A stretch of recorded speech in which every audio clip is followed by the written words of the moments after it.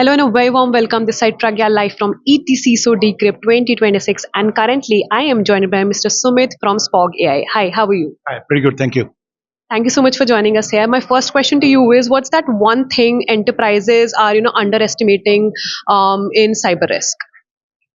Well, people believe that they deploy a new technology to address a particular risk, and everything will get addressed by just deploying tools in silos.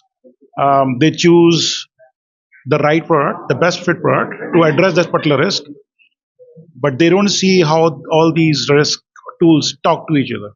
So they end up making a mistake in which their risks start to emerge from the gaps between these tools.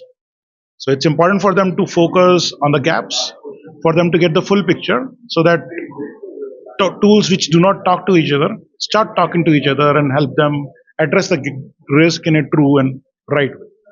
Very well said. And moving forward to SPOG.ai, what are your top priorities in your product development side in the coming, let's say, 12 to 24 months?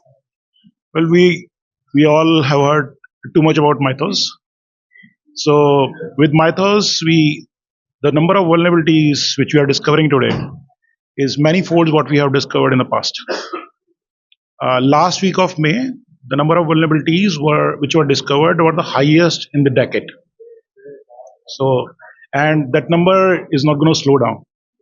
So if you are discovering vulnerability at a pace which is outrageous, there is no way for you to get out of that trouble by just putting more people in patching, because patch cycles have their limitations in which it will have to happen after testing, deployment in a product staging environment, and then deployment in a production environment, and then deployment in a DR environment. So it's a phase cycle, and fast tracking the patch development deployment will actually introduce new availability risks which are even bigger. So the only way to solve this is by prioritizing the right vulnerability, and which requires context, real-time context of what each vulnerability is creating for you. So that's what SPOG.ai is currently working on, and we have various products which helps you get real-time visibility in your vulnerability posture, control posture, and in the end understand your cyber risk from compliance, governance, and any other standards, and then create a journey in which your security maturity improves with time as opposed to going up and down. Very well said. Lastly, since it's SPOG.ai, so my question to you is, how do you see cyber, security moving in by, let's say, 2030, by getting AI implemented to it? Well, with AI, there are some things will become better. Some new threat landscape will emerge, especially around how you manage your agents, what access you give them, how they use their data, where their data is stored. So, new dimension will emerge, which we'll have to focus on addressing.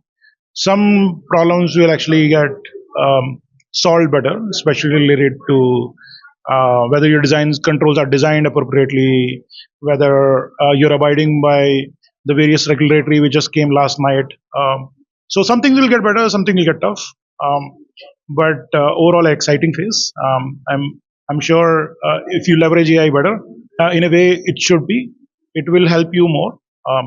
But you need to be at the front. You need to handle it in a way in which it complements the way you are trying to create your security maturity journey. Yeah, that's it. Thank you so much for your valuable insights. That was SPOG.ai, and stay tuned to ETC's social media handle for more updates about this event.